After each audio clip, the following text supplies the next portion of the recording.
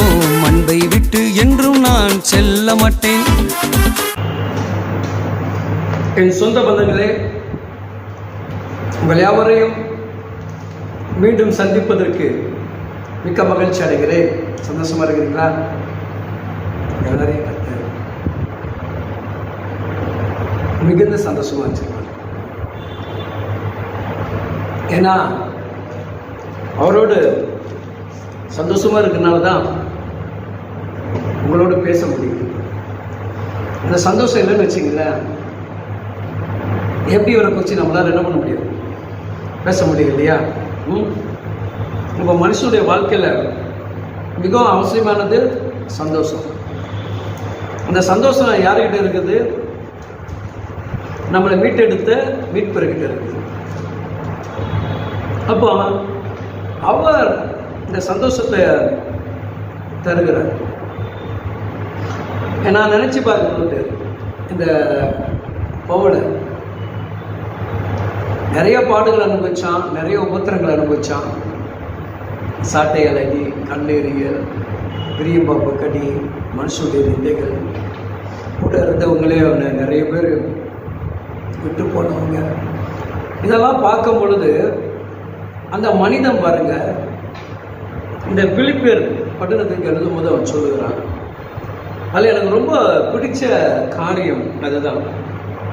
அப்போ ஆண்டவர் இயல்பாகவே நம்மளை பாடுகள் உபத்திரங்கள் வரும்போது கூட நீ மனம் சோர்ந்து போகாம உனக்குள்ள என்ன பண்ணு, என்னை நினைச்சு சந்தோஷப்படுன்ற. இயேசு கிறிஸ்தப்பா எனக்காக ரத்த சிந்தினதை காட்டிலாம் இந்த பாடு எனக்கு ஒண்ணு இல்லையே, அதற்காக சோதராண்டவர்னு சொல்லி மன மகிழ்ச்சியா இருன்றார். உனக்காக எனக்காக முள்முடி சுமந்த அந்த பாரத்தை நம்ம பார்க்கும்போது, என் ஆண்டவர் எனக்காக இவ்வளவு காரியத்தை செய்திருக்கிறாரு, இந்த பெரிய பாரம் எனக்கு ஒன்றும் அவ்வளோ பெருசாக இல்லை, அதற்காக கர்த்தருக்கு ஸ்தோத்திரம்பா அப்படின்னு ஒரு ரம்பியமாக, எப்படி சொல்றது, ரொம்ப ஒரு ஆரோக்கியமான ஒரு சபத்தில் நம்ம போனோம். நம்ம நிறைய பேர் என்ன பண்ணுறோம், அழுதுகிட்டு புலம்பிக்கிட்டு கண்ணீர் வடிச்சுக்கிட்டு இதையே நினச்சிக்கிட்டு வாழ்ந்துட்டு உன் பிரச்சனை திருக்கோப்பில் படி. ஏன்னா அவர் பார்ப்பாரு, உனக்கு தெரியும். அவர் ஜெபத்தை கேட்பாரா? நீங்கள் விண்ணப்பம் பண்ணால் அது தேவனிடத்தில் போகணும்னு நம்பிக்கை இருக்கு இல்லையா? அப்புறம் எதுக்கு தேவையில்லாமல் நம்ம சிந்திக்கணும், தேவையில்லாத காரியங்கள் இருக்கிற நாள் வரைக்கும், கர்த்தருடைய வருகை நாள் வரைக்கும் மிகுந்த மகிழ்ச்சி சந்தோஷமாக இருக்கு. அதான் போல் சொல்லுறாங்க. பிலிப்பியர் 4ஆம் அதிகாரத்தில் 4வது வசனம் சொல்லுகிறது, கர்த்தருக்குள் எப்பொழுதும் சந்தோஷமாக இருங்கள், சந்தோஷமாக இருங்கள் என்று மறுபடியும் நான் சொல்லுகிறேன். கறந்துட்டுங்கள சந்தோஷம் சந்தோஷம் சந்தோஷம் சந்தோஷம். எப்படி மனுஷனுடைய வாழ்க்கையில் சந்தோஷம்? போங்க பிறந்த காலையில் ஏச்சாலே என்னுடைய வாழ்க்கையில் எவ்வளோ பிரச்சனை தெரியுங்களா?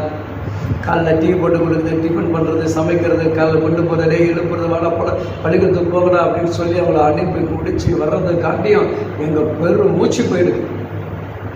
அதை வேலை வாரம் என்று நினைக்காமல் சந்தோஷமாக நீ அந்த வேலையை செய்துப்பார், மகிழ்ச்சியோடு அந்த வேலையை செய்துப்பார், மிகவும் அது பாரமான ஆசீர்வாதமாக மாறும். ஏசவா அப்படிதான சிலுவையில் போகிறதுக்கு முன்னாடி என்ன பண்ணு, அதை ஏற்றுக்கொள்வதற்கு தன்னுடைய பாரங்கள் எல்லாவற்றையும் இறக்கி வைத்த பிறகு நான் உன்னை மகிமைப்படுத்துவேன், இன்னும் நான் உன்னை மகிமைப்படுத்தேன் என்கிற அந்த வார்த்தை வந்த பிறகு அந்த சிலுவையை அவர் தூக்கி சுமக்கும் பொழுது மிகுந்த மகிழ்ச்சியோடு சுமந்தார். என் பிள்ளைகளுக்காக, என் மகனுக்காக, என் மகளுக்காக, அவங்களுடைய பாவங்களை கழுவுவதற்காக, அவங்களை பரிசுத்தப்படுத்துவதற்காக, அவர்களை இன்னும் எனக்கு பிரியமாக என் மகனாக மகளாக உருவாக்குவதற்காக இதோ இந்த பாரங்கள், இந்த நுகத்தை மிகுந்த சந்தோஷத்தோடு மகிழ்ச்சியோடு அவர் ஏற்று கடந்து போனதை நம்மளால் பார்க்க முடியும் இல்லையா? அவ்வளவு ஒரு மகிழ்ச்சி. சாட்டையில் அடிக்கப்படுகிறது, சதைகள் பிச்சு பிச்சு வெளியே வருகிறது.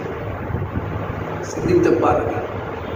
ஏன் என் பிள்ளைகள் எப்பொழுதும் சந்தோஷமாக இருக்கணும், துக்கம் அவர்களை வேதனைப்படுத்தக்கூடாது. அதான் யாவேசு சொல்லுகிறான், தீங்கும் துக்கம் என்னை துக்கப்படுத்தாதபடி எனக்கு என்ன பண்ணுங்க, அந்த தீங்கே நான் என்ன பண்ணணும், ஜெயிக்கணும். அந்த நுகத்தையே நான் வெற்றியாக என் வாழ்க்கையை மாற்றிக்கொள்ளும்.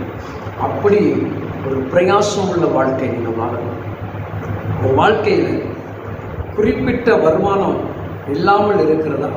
இந்த வருமானத்தில் மிகுந்த சந்தோஷமாக நீங்கள் இணைத்து பாருங்கள். நிச்சயமாக ஆண்டவர் ஏதாவது ஒரு வழியில் உங்களுடைய வருமானங்களை அவர் எல்லையில்லாமல் ஆசீர்வதித்துக் கொடுப்பார். அதில் எந்த ஒரு மாற்றமும் கிடையாது. நம்ம எல்லாவற்றையும் சந்தோஷமாக ஏற்றுக்கொள்ளும். சபைக்கு நீங்கள் போகும்போது சந்தோஷமாக போங்க, மகிழ்ச்சியாக போங்க, நிறைவாக போங்க. சபைக்குள்ள போய் ரொம்ப ஆனந்தமாக கடந்து போங்க. ஆண்டவர் பெரிய காரியங்களை அவர் செய்வார். கர்த்தர் உங்களோடு கூட இருந்து இந்த நாள் நீங்கள் சந்தோஷமாக இருங்கள். தேவனும் உங்களை பரிபூர்ணமாக வழிநடத்துவார். ஆமென்.